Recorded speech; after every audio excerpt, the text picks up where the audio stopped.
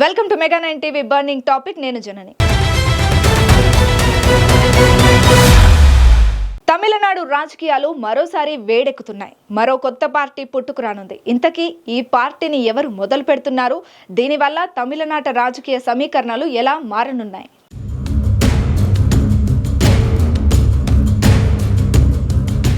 తమిళనాడులో కొత్త పార్టీ రాబోతుందా అంటే అవుననే మాట వినిపిస్తోంది. తమిళనాడు రాజకీయాల్లో కొత్త పార్టీలు పుట్టడం కొత్తేమి కాదు. గతంలో MGR, AIADMK, Vijayakanth DMDK, Kamal Haasan M&M వంటి పార్టీలు రాజకీయ రంగంలో అడుగుపెట్టాయి. ఇప్పుడు ఏఐడిఎంకే నుంచి బహిష్కరణకు గురైన మాజీ సీఎం పన్నీర్ సెల్వం కొత్త పార్టీ పెట్టే అవకాశాలపై చర్చ జరుగుతోంది. 2025 ఫిబ్రవరిలో పన్నీర్ ఏఐడిఎంకేలో తిరిగి చేరడానికి సిద్ధంగా ఉన్నాం, కానీ ఎన్డీఏలో భాగంగా కలిసి పనిచేయాలి అని ప్రకటించారు. అయితే ఏఐడిఎంకే అధినేత కె పళనిస్వామి పన్నీర్ కు పార్టీలో చోటు లేదని తేల్చి చెప్పారు.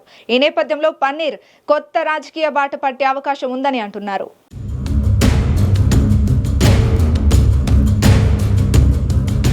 పళనిస్వామి, పన్నీర్ సెల్వం ఏఐడిఎంకేలో ఒకప్పుడు కీలక నాయకులుగా ఉన్నారు.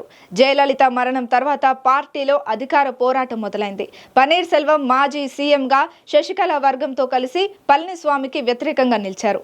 2017లో శశికళ జైలుకు వెళ్లడం, 2022లో పన్నీర్ ఏఐడిఎంకే నుంచి బహిష్కరణకు గురవడంతో పళనిస్వామి పార్టీపై పూర్తి పట్టు సాధించారు. ఇప్పుడు పళని నాయకత్వంలో ఏఐడిఎంకే బీజేపీతో పొత్తు పెట్టుకుని 2026 ఎన్నికలకు సిద్ధమవుతోంది. పన్నీర్ మాత్రం తన వర్గంతో కొత్త వ్యూహం రచిస్తున్నారనే ఊహాగానాలు ఉన్నాయి.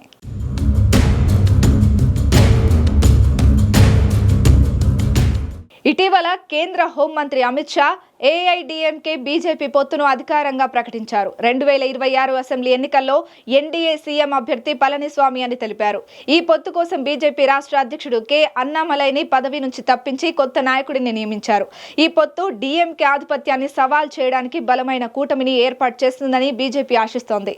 అయితే డీఎంకే అవినీతి, త్రిభాషా విధానం, నీట్ వంటి అంశాలను ఎత్తి చూపుతూ బీజేపీ ఏఐడిఎంకే కూటమిపై దాడి చేస్తోంది. పన్నీర్ సెల్వం ఏఐడిఎంకే నుంచి బహిష్కరణ తర్వాత తన వర్గంతో సొంత రాజకీయ గుర్తింపు కోసం ప్రయత్నిస్తున్నారు.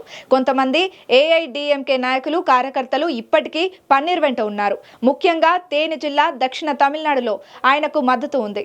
కొత్త పార్టీ పెడితే ఏఐడిఎంకే ఓటు బ్యాంకును చీల్చే అవకాశం ఉంది. ఇది ఎన్డీఏకు నష్టం కలిగించవచ్చు.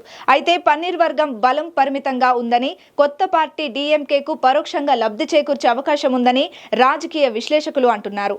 పన్నీర్ బీజేపీతో లేదా ఇతర చిన్న పార్టీలతో జతకడితే రాజకీయ సమీకరణలు మారొచ్చు.